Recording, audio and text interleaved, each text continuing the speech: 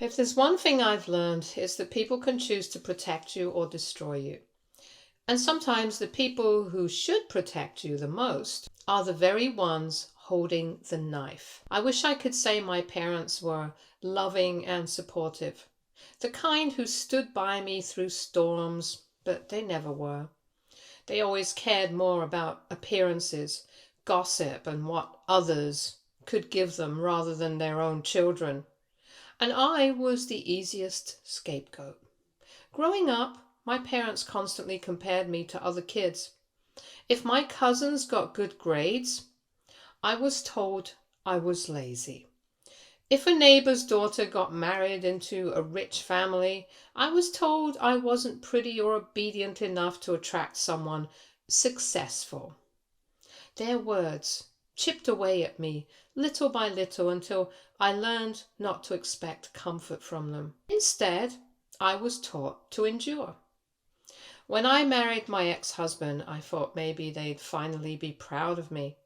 He was charming at first, well-spoken, came from a respectable family, and everything my parents thought looked good on paper.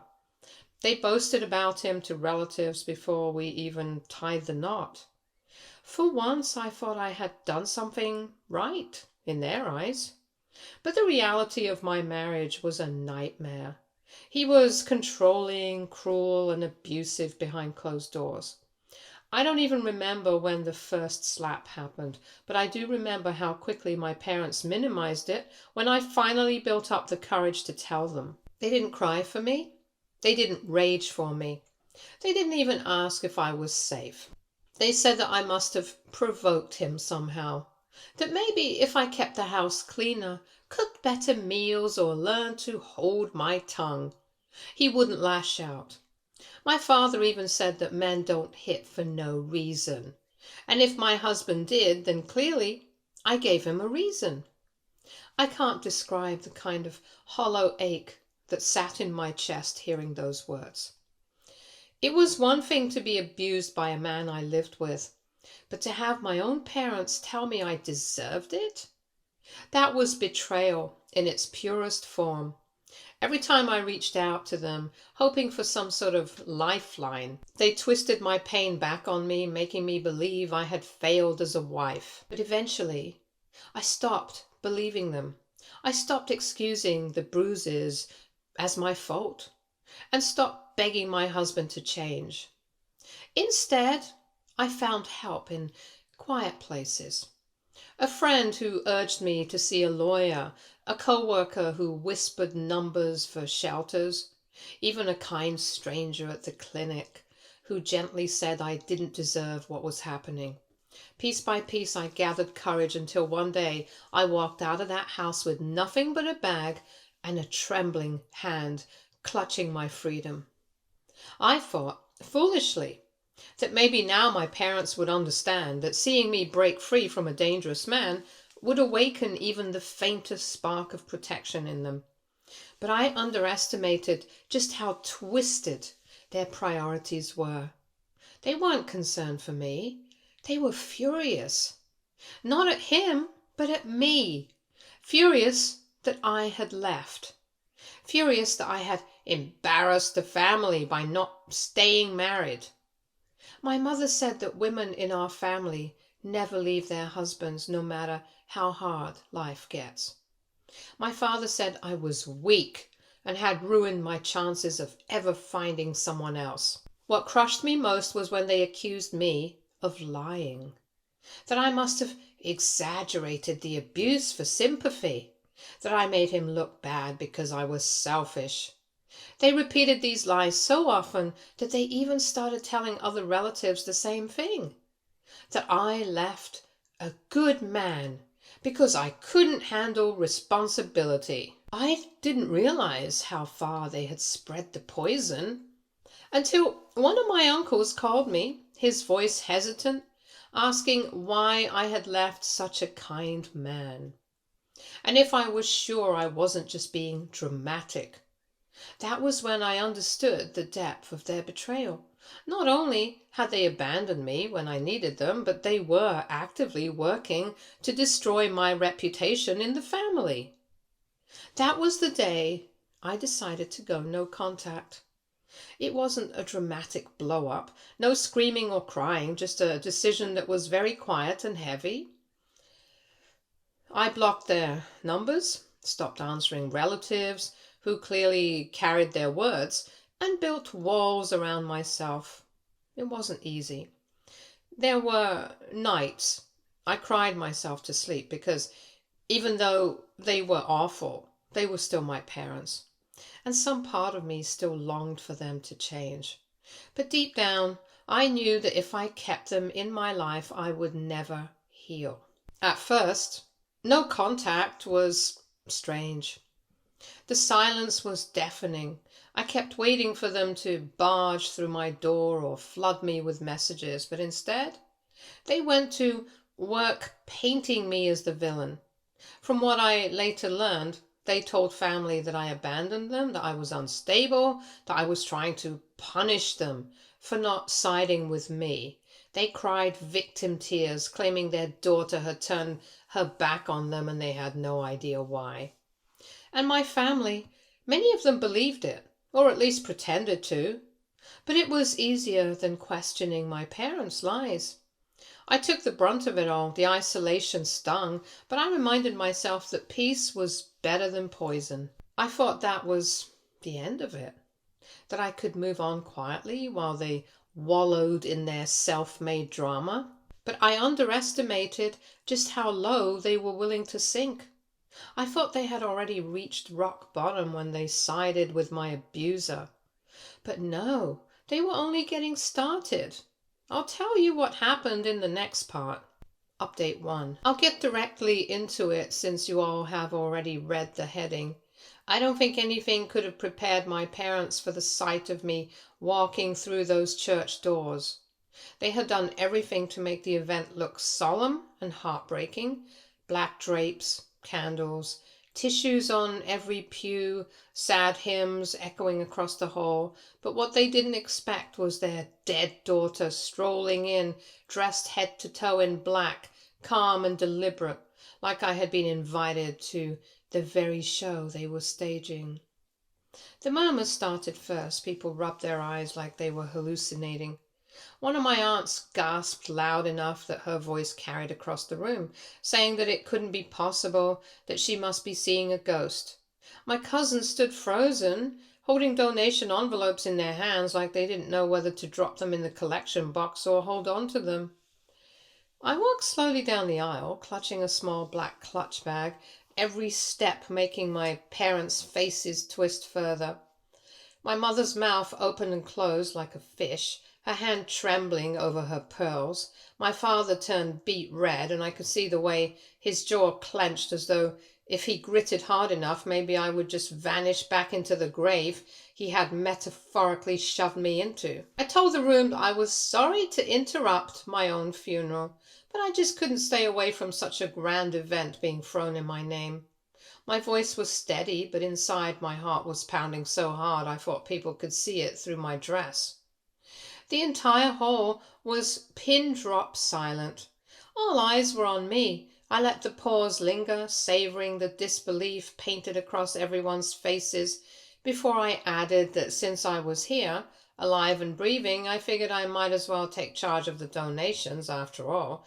It was only right that one whose funeral this was should benefit from the generosity being offered. That was when people started shifting uncomfortably. Some looked at my parents with confusion, others looked at me with a mix of pity and admiration. A few relatives who had already been suspicious wore expressions of vindication, like they had known something didn't add up. My father finally found his voice booming across the hall, that this was inappropriate, that I had no right to show up uninvited and disrupt such a serious moment. I turned to him slowly and said that I thought the most inappropriate thing in this room was a pair of parents faking their own daughter's death for money. The ripple of gasps that followed drowned out his sputtering. My mother jumped in, trying to spin it. She said she hadn't meant it the way it looked, that it was just a misunderstanding, a miscommunication about what the gathering really was. but I cut her off, telling her she could save her excuses. I explained to the room that my parents had driven me to go no contact 2 years ago because instead of supporting me when I was being abused, they had blamed me. And now when I refused to play the dutiful daughter, they thought the next best way to profit off of me was to pretend I was dead. A heavy silence followed, and for the first time in years I felt like I had control. I wasn't the one shrinking or explaining myself, they were. I then walked right over to the donation table, where envelopes and checks had been piled up neatly, and without hesitation I scooped them into my clutch.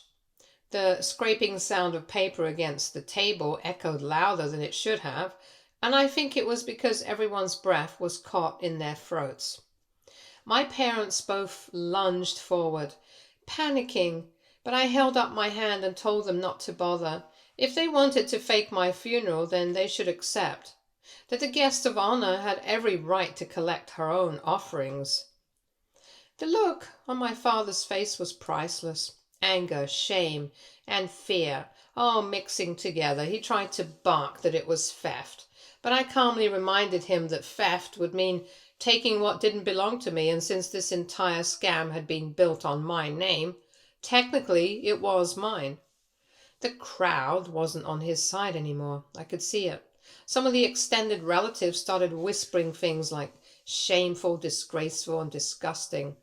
One elderly family friend stood up and openly scolded my parents for stooping so low, saying that she had given money thinking she was honoring a life lost, not feeding the greed of two selfish liars. My mother broke down in tears right there, but they were crocodile tears.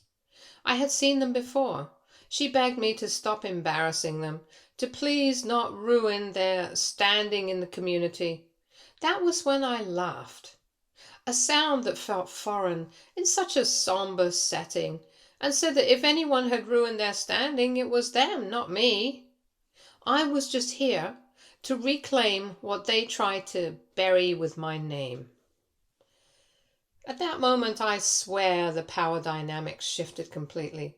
The hall didn't feel like their stage anymore. It felt like mine. I turned to everyone, still seated, and thanked them sincerely for their kindness, their generosity, and their concern.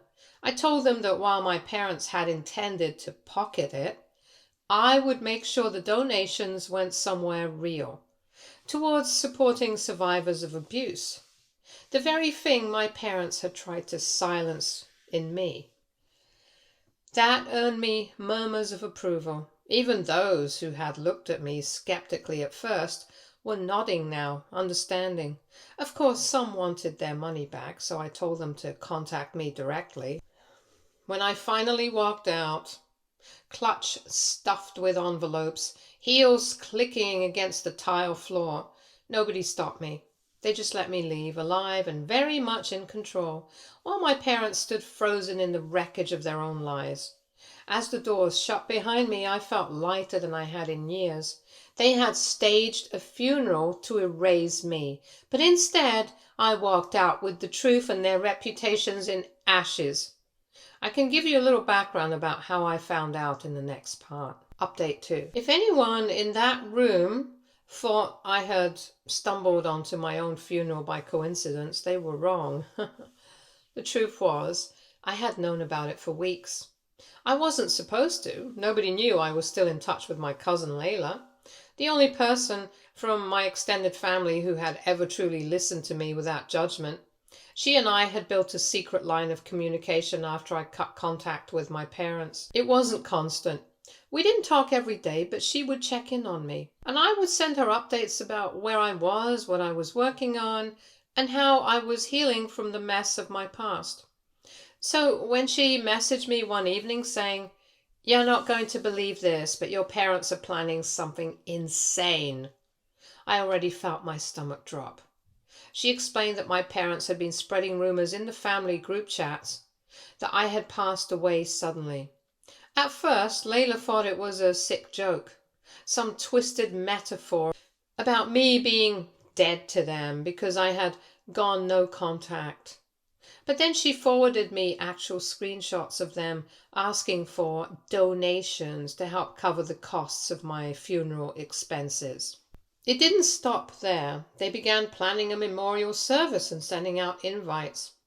Layla told me that they were planning the whole grieving parent act, talking about how they had lost their daughter, how they were crushed and heartbroken, and how they never thought life could be this cruel.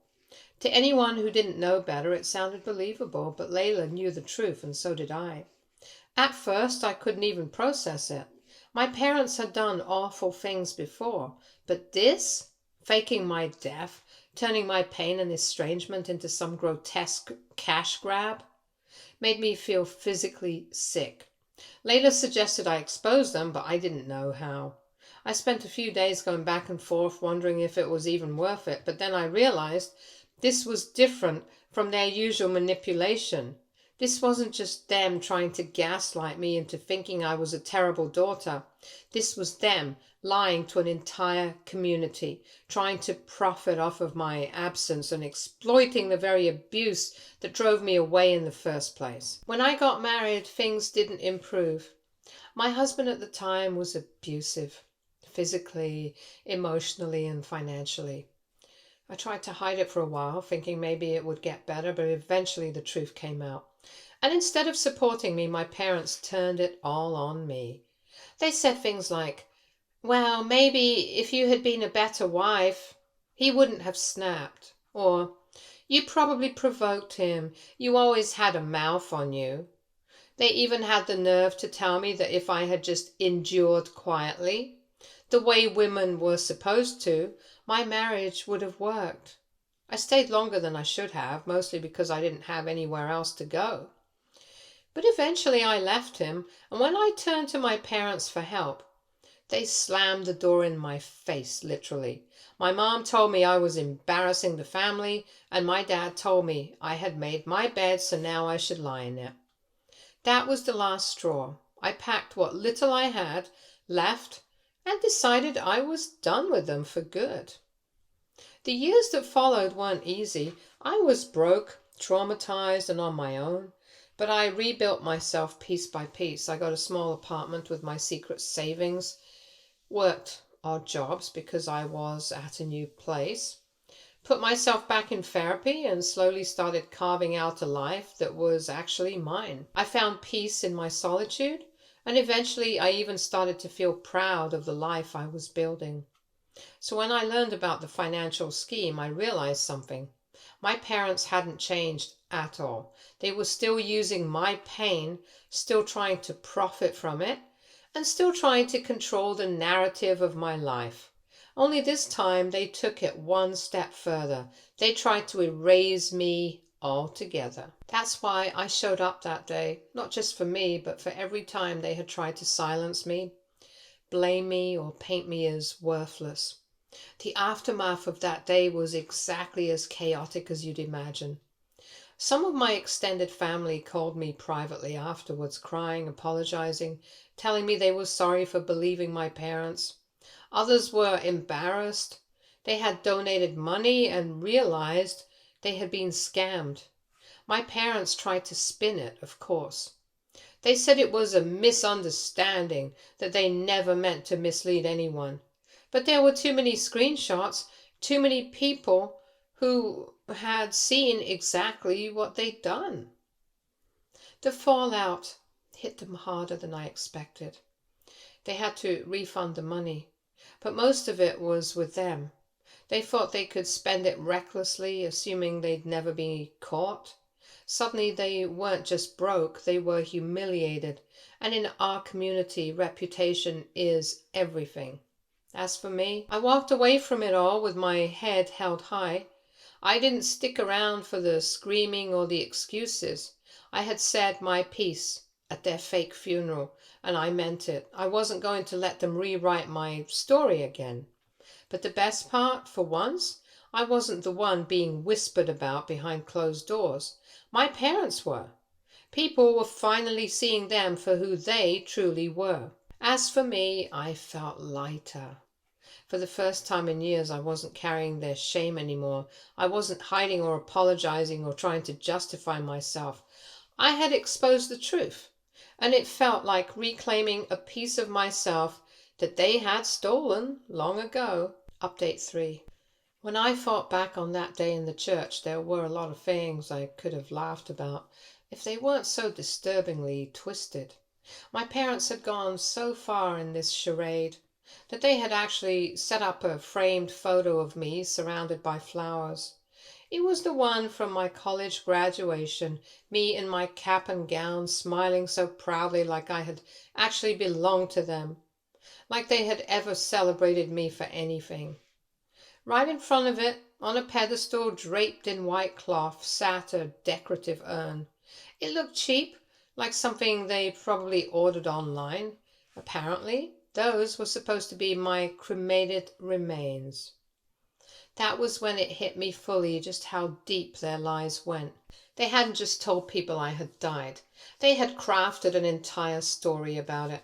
When I stood there in the middle of the church staring at my own ashes, I could hear my mother telling a neighbor in her best broken-hearted voice that it had been my wish to be cremated quietly and laid to rest without fuss.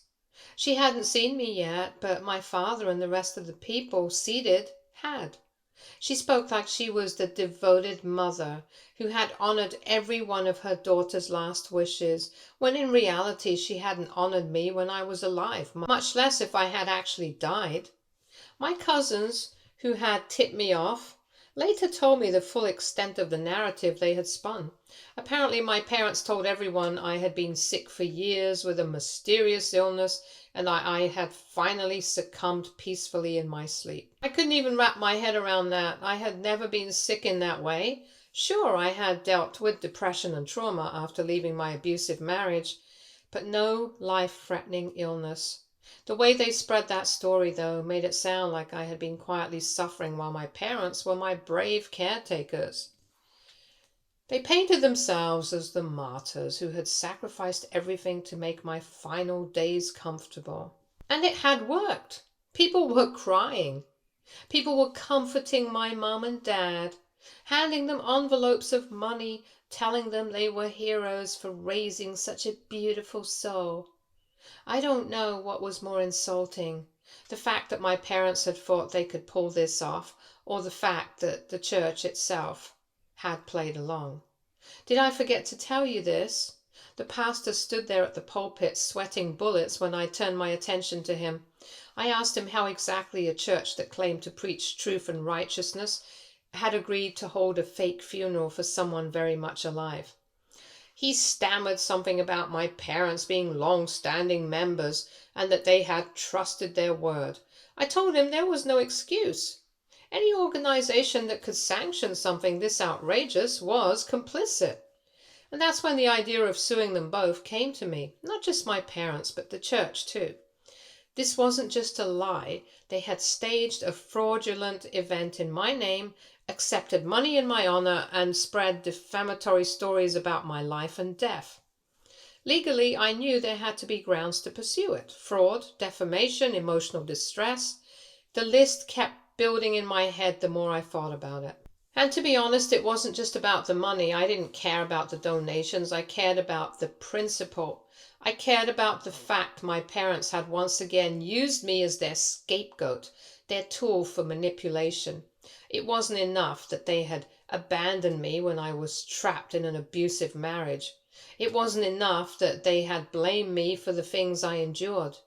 They had to go the extra mile, holding a funeral in my name, rewriting the story of my life so they could milk sympathy and financial aid from family and community members. The sickest part? They acted like I owe them for it. 2 days later, after the funeral disaster, when I confronted them privately, my dad actually said that I should be grateful they went through the trouble of honoring me at all. He had the audacity to call it a gesture of love that got out of hand, and that I should return the donation envelopes to them, as if a pot of fake ashes and a sob story about a disaster I had never had was their version of love. I told them right then and there that I wasn't just going no contact this time. I was taking legal action. I was going to make sure everyone knew exactly what they did, and I wasn't going to stop until they paid the consequences. Even as I said it, I could feel the fire in my chest. For once in my life, I wasn't just surviving what they had done to me. I was ready to fight back. I knew people might call me dramatic. I knew some family members might tell me to let it go for the sake of keeping the peace. But there was no peace to keep. My parents had killed me off in front of an entire community, taken donations in my name, and used religion as their stage. There was no coming back from that. After the church incident, some of my extended relatives reached out to me in private. Some were horrified and offered apologies, admitting they had been fooled by my parents' performance. Others were angry at me, believe it or not. They said I had embarrassed the family by storming in and ruining the ceremony. I asked them what was more embarrassing, me showing up alive or my parents holding a fake funeral while I was still breathing. Not one of them had an answer. They were, of course, the older, almost dead ones who had these complaints. That told me everything I needed to know. I don't need their approval. I didn't need to explain myself. All I needed to do was gather the evidence, photos of the urn, the program of service that listed my illness, statements from the cousin who told me, maybe even testimony from some of the guests who had heard the lies firsthand. My parents thought they could bury me, literally and figuratively, to serve their own narrative, but they didn't realize that this time I wasn't just going to crawl away in silence. I was going to turn their entire scheme into the very thing that destroyed their leftover reputation. They valued more than anything else. And as for the church, they were about to learn that turning a blind eye to fraud just because the perpetrators were long-standing members wasn't going to save them from accountability either. This wasn't the end of the story. If my parents wanted to pretend I was dead, fine. But they should have been careful what they wished for, because I was about to show them what it really felt like to lose a daughter. Not because she had died, but because she had finally chosen to live without them. Update 4. One of the biggest victories for me was managing to divorce my husband, something I once thought was impossible back then. He had me so tied down with manipulation, threats, and control that I used to think there was no way out. But I learned to be smarter, quieter, and more strategic than him. For months I played along as if nothing had changed, recording our conversations, saving copies of text messages, even planting an old phone to act as a recorder in the house whenever I sensed one of his abusive outbursts was brewing. Every insult, every threat, every moment where he admitted to things he should not have, all of it became evident. The turning point came when I gathered evidence and I sent it directly to a social worker I had reached out to. At first I wasn't sure if anyone would believe me. Victims are often dismissed, especially when the accuser has carefully cultivated a respectable image in public. The pile of evidence I had amassed was undeniable. The social worker didn't just listen, she acted. She took it up with the authorities, and for the first time in years I watched someone hold him accountable. He was arrested, later convicted, and now he sits in jail where he belongs. There's a strange kind of relief in knowing that he cannot reach me anymore, that I don't have to glance over my shoulder when I step outside or keep my phone by my bed in case he barges in. The air feels lighter, as though the weight pressing on my chest has finally been lifted. And yes, for those who wonder, it wasn't easy. Filing for divorce while your abuser is in jail doesn't make the process any less painful. There were nights when I cried, torn between the remnants of love I once thought I had and the reality of what he did to me. But each time I wavered, I looked at the recordings, at his words etched into my phone, and I reminded myself that love doesn't look like control, bruises, and manipulation. Love doesn't leave you begging for scraps of peace. Meanwhile, my parents have been sieving from a farm. That's another layer of this mess. We don't even live in the same country anymore. After I got married, I moved abroad to live with my husband. My parents stayed back in my village where gossip travels faster than light and appearances mean everything. Their so-called funeral stunt was their way of milking sympathy and money from relatives, neighbors, and the church congregation. Now that enough time has passed, I've spoken with a lawyer. I fully intend to sue them. Fraud, defamation, emotional distress, you name it. They spun an entire narrative at the expense of my dignity and used it to rake in donations. They treated me not as a daughter, but as a tool, a prop in their theater of pity. Some of the lawyers also suggested I look into whatever church could be held accountable. After all, no pastor or priest should officiate a funeral without verifying the truth. They either turned a blind eye or were complicit in the deception, and if they willingly participated, they deserve to face the consequences too. Of course, my parents claim it was all a misunderstanding. They've tried through distant relatives to twist the story again, that they only did what they thought was best, that they were grieving the loss of their relationship with me and symbolically held a funeral to cope. But people who attended the service remember the tears, the sob stories, the donation box passed around. They remember my mother clutching her chest and wailing about my tragic illness, and my father muttering about how I fought bravely. Symbolic? No. Calculated? Absolutely. Every now and then people still ask me why I flew all the way back just to expose them, and my answer is simple: because they never expected me to. They had bet everything on the assumption that I was too broken, too far away, too disconnected to ever find out. They counted on me being silent. Showing up was my way of saying that silence is no longer their weapon to wield against me. I have built a quiet life for myself since then, away from the chaos, away from the lies. It's not perfect, but it is peaceful. I have a small place where I can breathe. They expected more money to keep flowing in, more sympathy to carry them through. Instead, they're left bitter, embarrassed, and furious at me for exposing them. They call it a loss, as though I robbed them, but in truth, they robbed themselves by weaving a web of lies too tangled to sustain. If anything, their downfall taught me a lesson I'll never forget. People can only manipulate you if you let them convince you that their version of reality is the only one that matters. Once you stop buying into their narrative, you reclaim your power, and I have no intention of ever giving that back. So yes, months later, my ex-husband sits in jail, my parents sit in the wreckage of their own scheme, and me, I sit here, finally free, finally healing, finally alive in a way I haven't felt in years. And that's the only funeral that really mattered: the death of the old me and the birth of someone who refuses to be buried by anyone again. Stay tuned for more stories from our girl relationships.